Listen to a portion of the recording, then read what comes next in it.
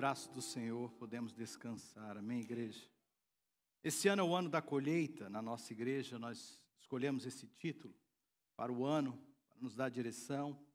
E claro que falamos muito pouco sobre esse assunto e vamos abordá-lo mais nos próximos meses, principalmente depois da conferência de missões. Vamos estar elaborando melhor esse tema para o ano, de áreas que nós cremos que o Senhor nos trará colheita para esse ano. Esteja com a expectativa grande e sabendo que esse ano Deus fará grandes coisas nas nossas vidas. Amém?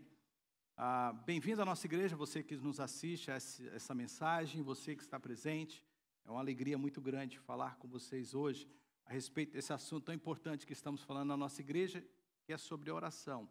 Nós escolhemos esse mês todo de janeiro falar de oração e especial, essa semana temos um assunto muito importante para falar. Nós não teremos grupos de conexão essa semana, nós estamos dedicando a oração no templo.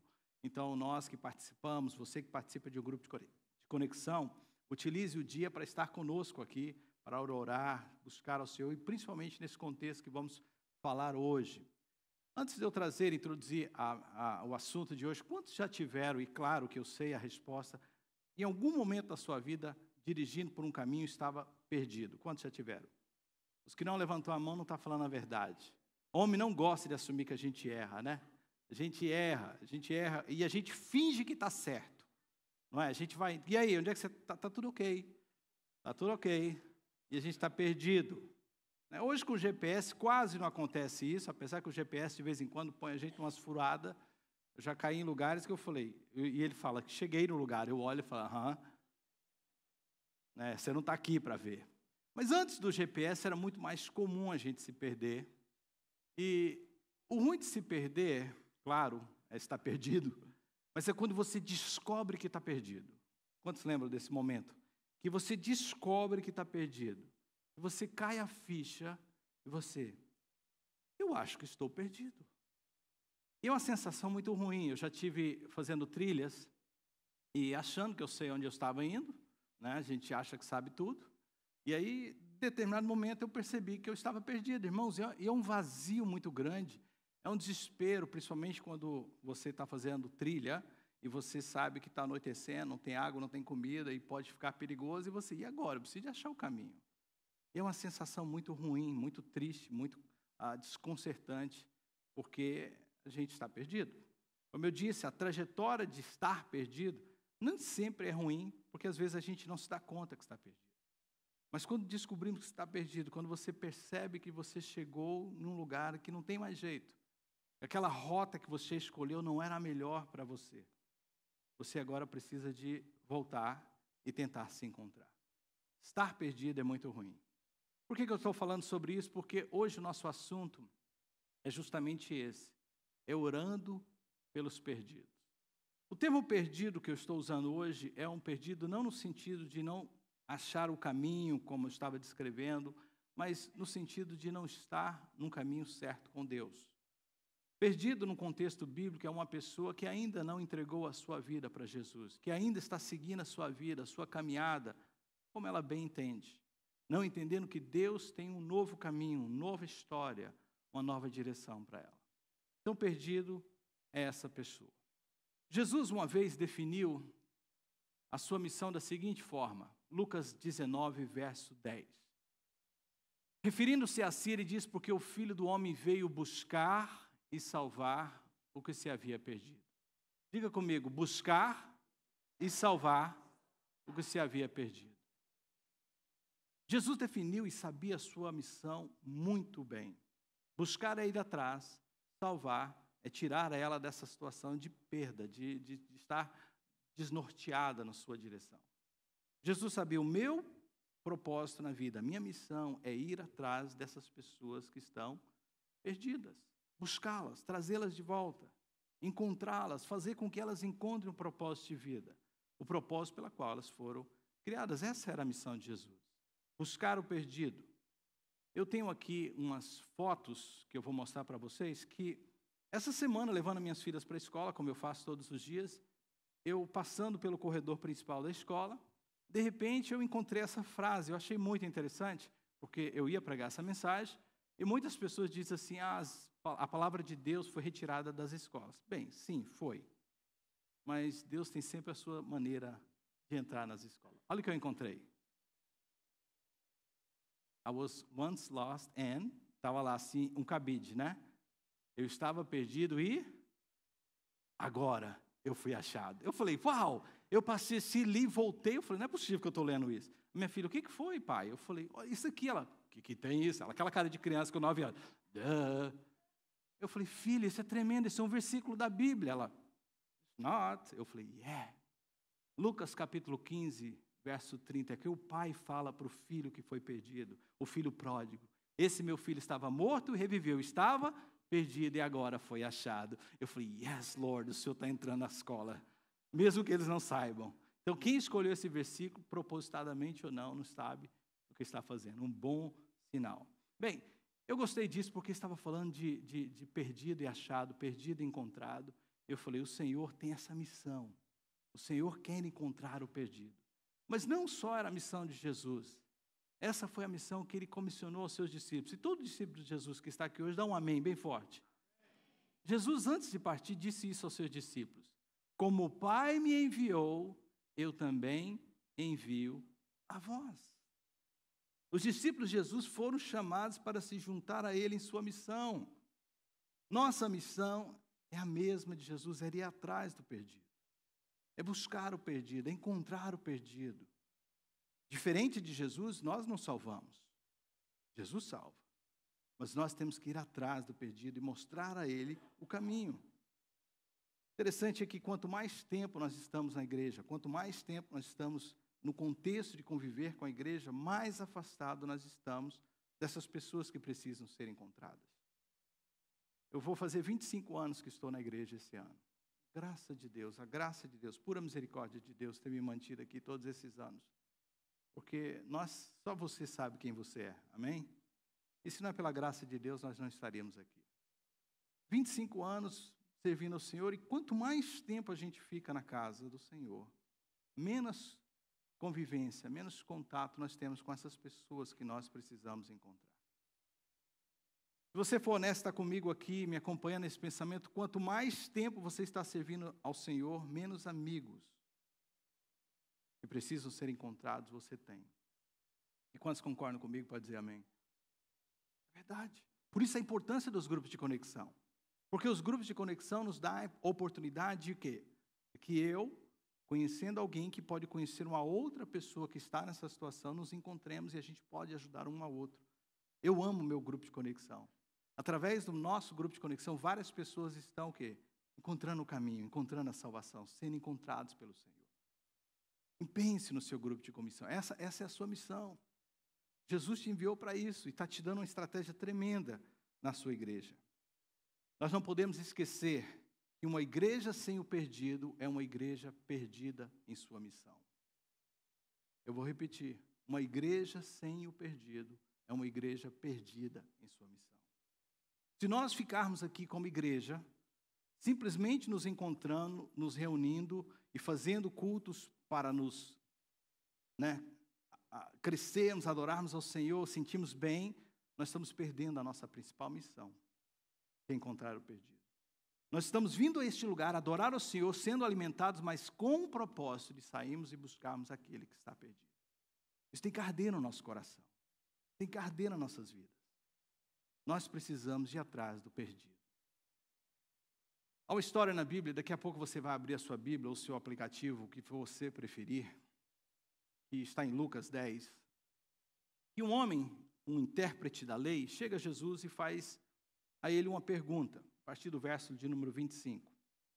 Esse homem faz uma pergunta muito interessante para Jesus, porque nós estamos falando de perdido, e no contexto bíblico, estar perdido está sem a salvação, está sem um relacionamento com Deus. Ele faz a seguinte pergunta para Jesus, se você quiser já me acompanhar na sua Bíblia, eu não estou lendo, só apenas contando a história para vocês. Ele faz a seguinte pergunta: Jesus, o que eu devo fazer para herdar a vida eterna? Interessante, esse homem, embora sabia da sua condição, ele estava perdido, ele queria encontrar o caminho. Ele queria encontrar a salvação? E ele faz essa pergunta muito relevante. O que eu devo fazer para ser salvo? Jesus respondeu para ele, o que está escrito na lei? Como você a lê? Preste atenção para a gente não misturar o assunto que nós vamos falar hoje. No contexto que ele faz a pergunta para Jesus, a salvação se dava em cumprir a lei. A salvação estava em você obedecer aquilo que Deus havia dito através da sua palavra. É por isso que Jesus responde o que está escrito na lei. Jesus não podia dizer, para ser salvo basta crer em mim. Jesus não podia ainda, porque ele ainda não havia pagado o preço na cruz.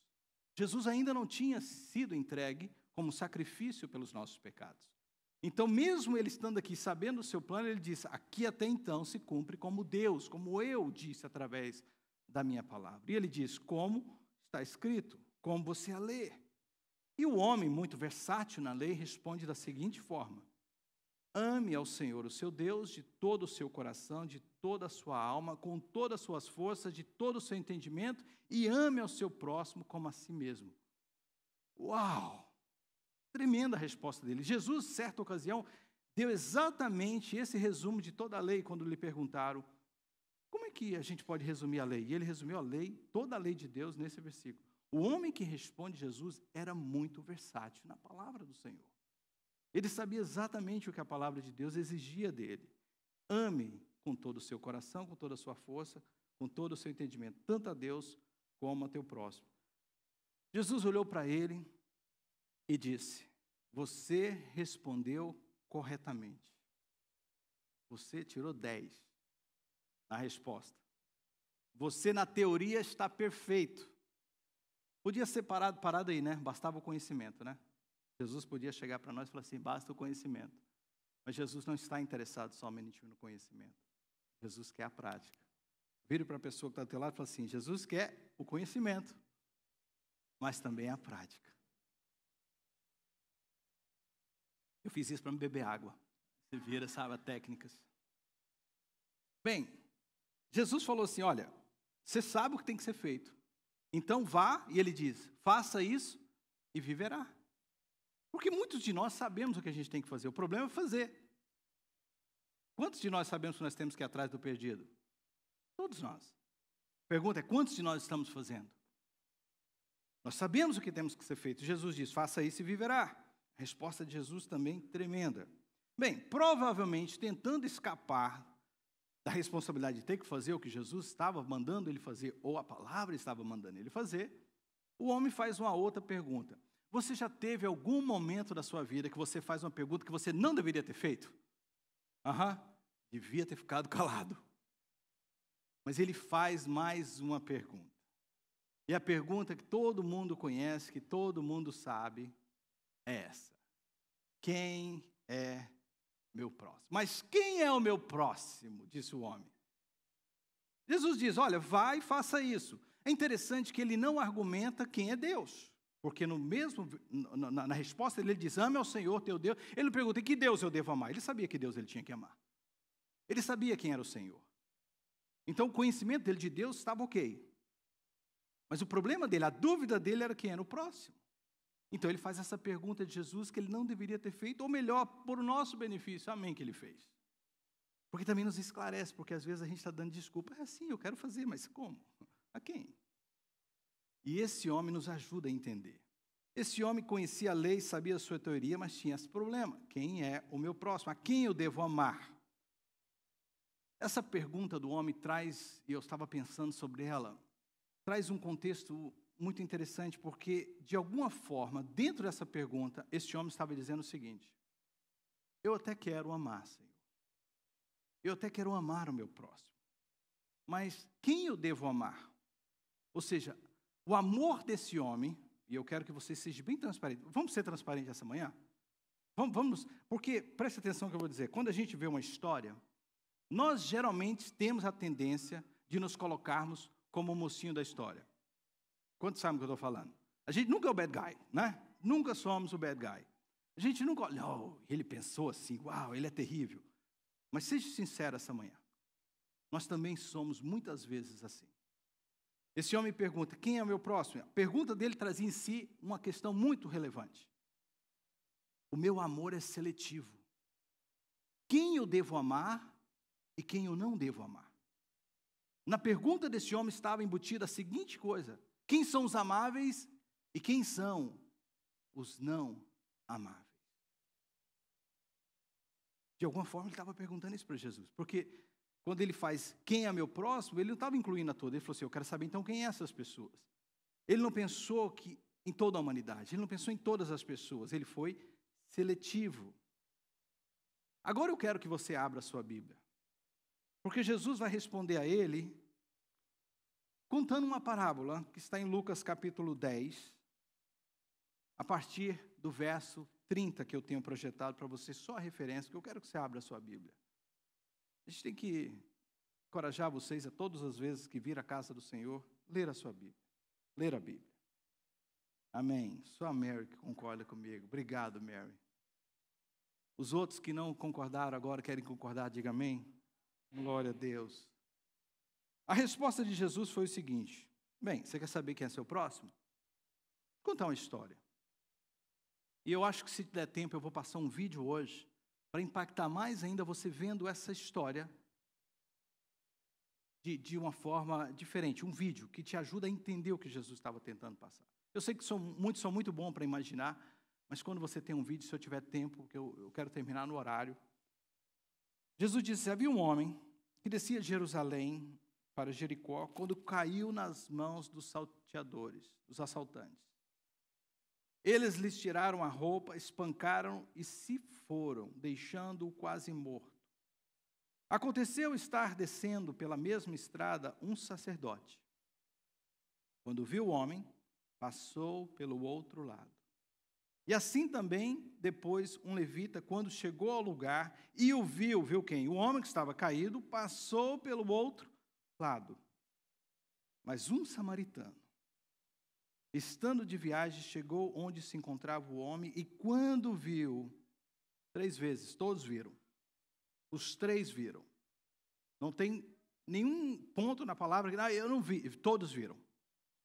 Ele o viu. Quando o viu, teve piedade dele. Aproximou-se, enfaixou-lhe as feridas, derramando nelas vinho e óleo. Depois colocou sobre o seu próprio animal, levou-o para uma hospedaria e cuidou dele. No dia seguinte, deu 2 denários ao hospedeiro e lhe disse: cuide dele. Quando eu voltar, lhe pagarei todas as despesas que você tiver. Qual desses 3, perguntou Jesus, você acha que foi o próximo do homem que caiu nas mãos dos assaltantes? Último verso, aquele que teve misericórdia dele. Respondeu o perito da lei. Mas Jesus disse: vá e faça o mesmo, porque agora você sabe quem é seu próximo. Eu amo essa parábola, eu amo mesmo, é uma das parábolas mais conhecidas de toda a Bíblia, porque ela fala de um assunto muito cotidiano, corriqueiro e concreto da nossa vida. Mesmo tendo sido escrita há mais de 2000 anos, ela continua relevante para nós hoje. Você consegue aplicar esse texto em qualquer circunstância, em qualquer momento da sua vida, porque ela é uma parábola relevante, é uma parábola muito, muito apropriada. Eu já ouvi inúmeras mensagens nesse texto e várias interpretações desse texto. Uma das mais famosas é uma de Orígenes, que diz a seguinte: Jesus, quando conta essa parábola, ele estava dizendo o seguinte: os assaltantes, os salteadores, é o pecado, representa o pecado. E pega o homem, espanca o homem, deixa o homem sem nada, caído na estrada, entregue à própria sorte. O levita e o sacerdote representam a lei que nada pode fazer para salvar o homem. Ela passa próximo, mas ela não pode salvar o homem. Orígenes continua, e várias pessoas têm seguido essa forma de interpretar, que o samaritano, por mais impensável que seja, representa Jesus. Que é aquele que nos vê caído e se compadece de nós, passa óleo e vinho, de acordo com alguns, a representação da unção do Espírito e do gozo do Espírito sobre nós, derrama sobre nós o Espírito, nos trazendo de volta à vida, coloca-nos sobre o animal, né, que a palavra ele usa, alguns usam que o animal representa a palavra, que nos leva até a hospedaria, que representa a igreja, e nos entrega nas mãos, alguns interpretam o Espírito Santo, ou o próprio pastor, o líder da igreja, e diz, cuide dele até que eu volte, ou seja, referência à volta de Jesus, que esse lugar está sendo usado para nos proteger, nos guardar. Dá 2 denários, que eu já vi essa introdução também, essa interpretação, dizendo que significa o batismo e a ceia, e se vai esperando um dia voltar. Tremenda forma de interpretar. Mas todo estudante da Bíblia, quando estuda a Bíblia, faz a seguinte pergunta, mas é isso mesmo que o texto quis dizer quando Jesus contou a parábola? E a resposta é não. Não tinha como Jesus estar falando sobre isso e querendo que o homem tivesse o entendimento de todo esse enigma, porque nem existia ainda. Muitas das coisas que hoje é utilizada nessa forma de introduzir ou de interpretar, nem existia. Então Jesus não estava falando disso. Então a melhor forma de interpretar um texto é o que o texto quis dizer quando Jesus o conta. Bem, Jesus, nós para responder isso, usa o contexto cultural deles. E para você entender essa mensagem, você precisa entender o contexto cultural. E o contexto cultural é muito diferente do nosso. Começa com o personagem que Jesus usa. O personagem principal dessa parábola é um samaritano. E se você era um judeu naquela época, ouvisse a palavra samaritano, eu não quero entrar nessa questão de política e nem de torcida, mas só para você entender, você sabe onde eu estou levando. É quando fala o nome do outro que você não gosta, você até arrupia, você até quer saltar.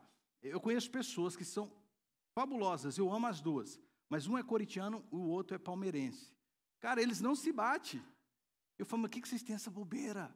É igual no nosso estado, Vila Nova e Goiás. Eu fico vendo, eu falo, meu Deus, vocês são amáveis, vocês são tão bonitos quando não pensa nisso. Mas é mais ou menos isso e pior ainda. Samaritano era inimigo mesmo, eram pessoas que o judeu não queria bem. Por quê? Porque era, segundo eles, um judeu mixigenado, de sangue impuro, que não fazia mais parte da promessa de Deus. E é justamente um samaritano que Jesus usa como o mocinho da história, como o bonzinho da história, como aquele que teve compaixão. E Jesus disse àquele homem, então, você tem que fazer como esse samaritano fez. Uau! Para a gente ter assim uma noção, nós que somos cristãos, é como, e com todo respeito às outras religiões, mas é como se alguém dissesse assim, olha, faça como está fazendo esses muçulmanos, faça como está fazendo esses budistas, faça como está fazendo essas outras religiões para buscar o perdido. Uau! Como assim? Quando sabe que existem pessoas de outras religiões que são muito mais fiéis no cuidado com as pessoas que estão lá fora do que a igreja do Senhor Jesus? Pode dizer amém. Às vezes, irmãos, eu me envergonho por ser cristão e como nós agimos como um todo. Mas é isso que Jesus está tentando nos despertar. Que nós precisamos de ser como eles. Que nós precisamos de nos preocupar com as pessoas necessitadas que estão sendo colocadas em nosso caminho. Jesus então apresenta esse samaritano e diga, faça como ele, ame ele como ele amou. E muitas vezes nós não estamos entendendo essa direção que Jesus está trazendo. Muitas vezes nós estamos também perguntando a quem ajudar, como ajudar. Ajude como eles. Para ser um bom modelo, irmãos, não precisa ter o título que você tem, morar onde você mora, nascer onde você nasce, basta estar fazendo o que é certo, aos olhos de Deus. Eu vou repetir, para ser um modelo, não precisa ter o título que você tem, morar onde você mora, saber o que você sabe. Basta fazer o que é certo aos olhos de Deus. Às vezes você pode olhar para pessoas de outras religiões que estão fazendo muito bem esse trabalho e dizer, nós como igreja, primeiro temos que nos arrepender, nos preocupar e fazer exatamente como eles estão fazendo. Nós estamos essa semana pedindo a Deus para mudar isso no nosso coração. E vindo à conferência de missões, uau, mais ainda, a gente possa ser despertado para isso.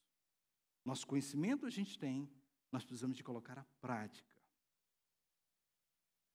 Jesus estava dizendo para aquele homem, então, ame a todos aqueles que o Senhor colocar no seu caminho. Ame.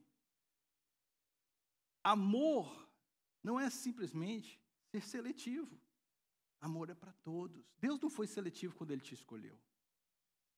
Tira essa ideia que Deus só ama os brasileiros, que você foi chamado para salvar brasileiro. Tira da sua ideia essa ideia que Deus te chamou só para você falar aquelas pessoas que você gosta do jeito dela, ou admira a forma dela, que te trata bem. O nosso amor não pode ser seletivo.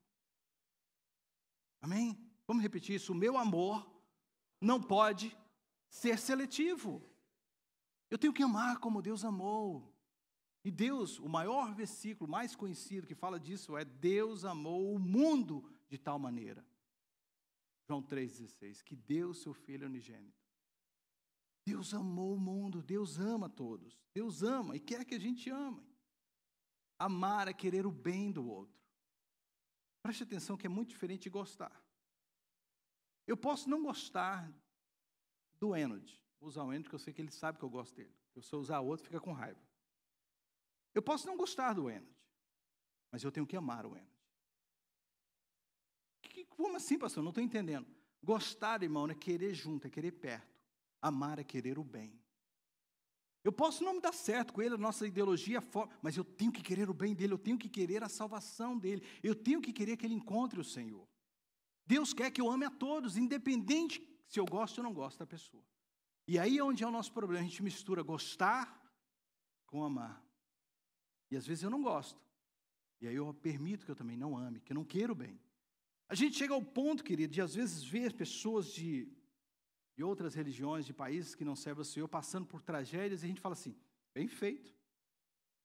Não serve ao Senhor. Vamos ser sinceros, estamos tirando a máscara hoje? Quantos já pensaram assim? Não serve a Deus, é por isso ver esse julgamento. Uau!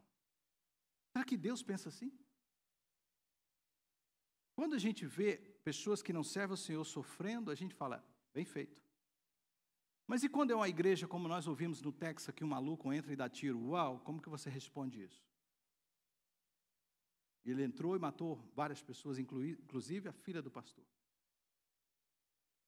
Você vê que não tem como você querer falar dessas coisas como julgamento ou permissão de Deus por isso ou aquilo. Deus ama a todos. E nós precisamos querer o bem de todos, independente se eu gosto ou não. Amar é servir a pessoa, é querer o bem dela, mesmo que haja sacrifícios. Eu tenho que fazer de tudo para essa pessoa conhecer o Senhor.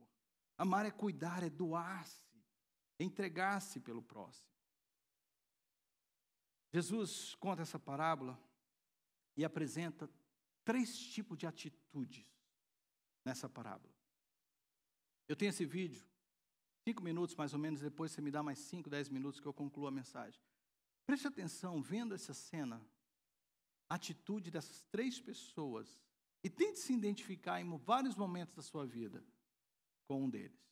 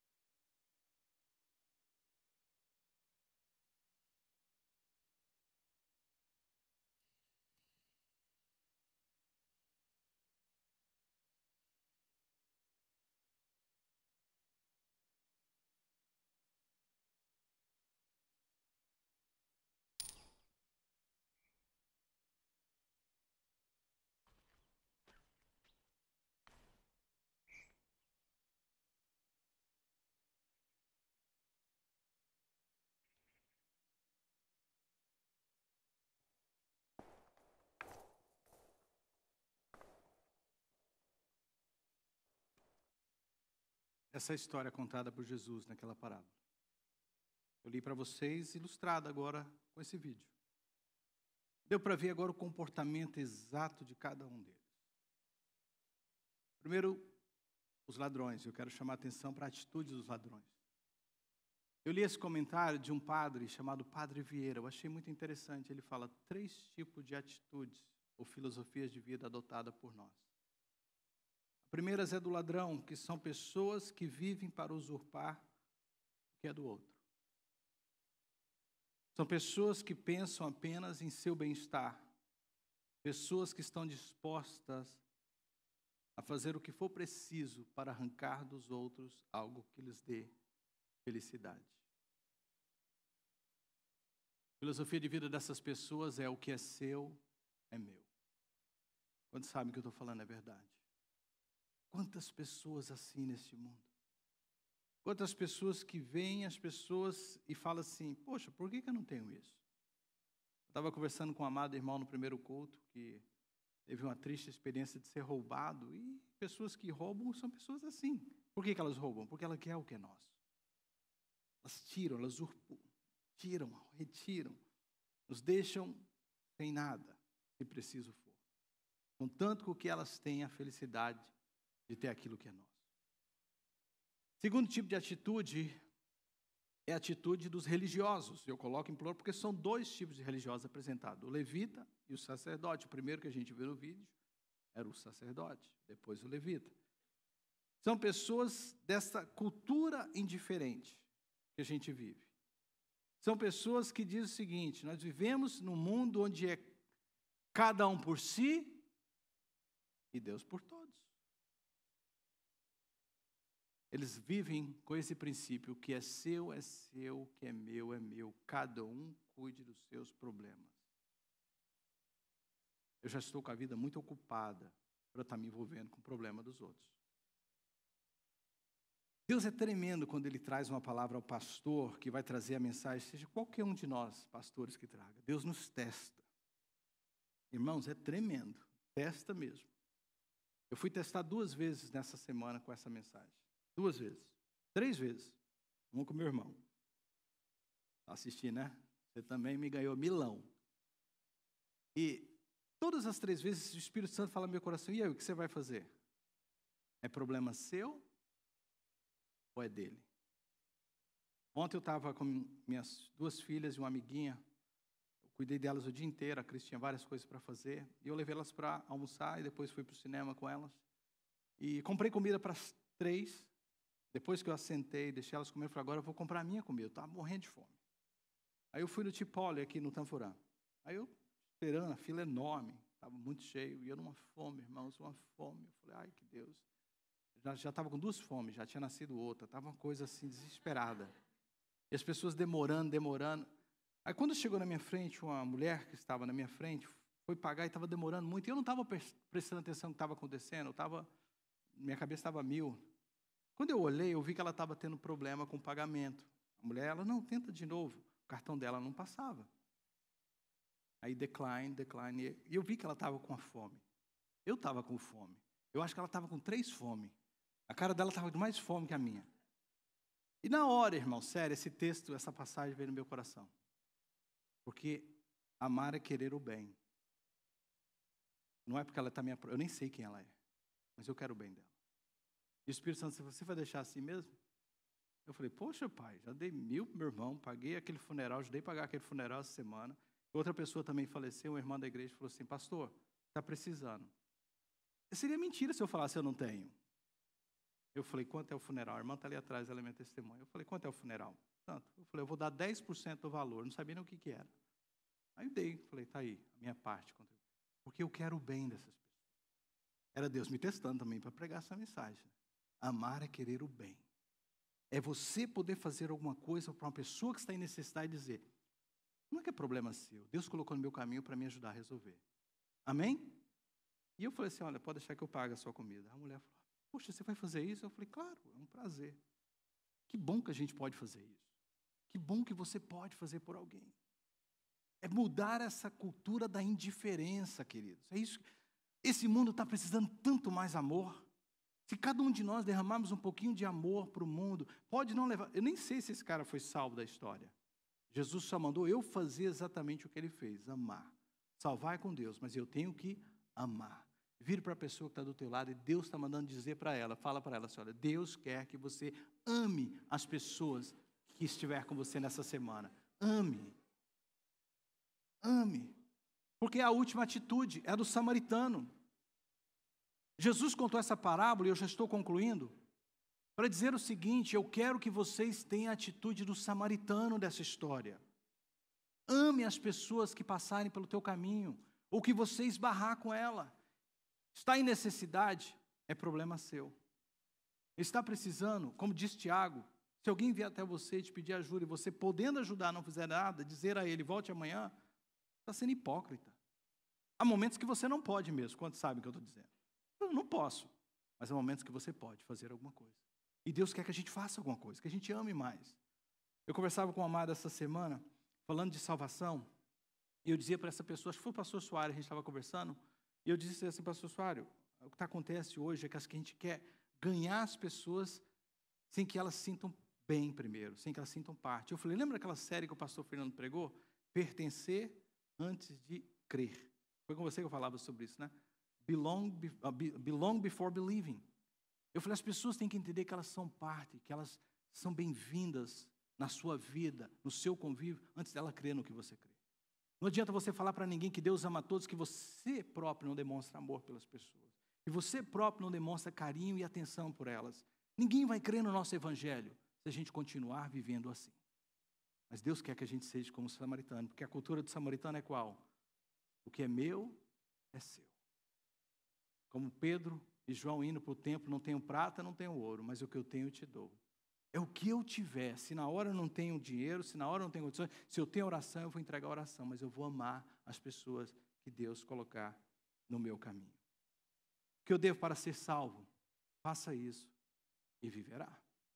Eu quero falar com você que está assistindo, porque eu sei que esse vídeo vai interromper aí daqui a pouco. Deus está falando com você, te trouxe até aqui justamente com esse propósito, de gerar em você esse desejo de ser realmente esse instrumento, esse discípulo que Jesus chamou a gente para ser. Amar o perdido, fazer exatamente o que ele veio fazer, buscar e salvar o que você havia perdido. Como que você faz isso? Amando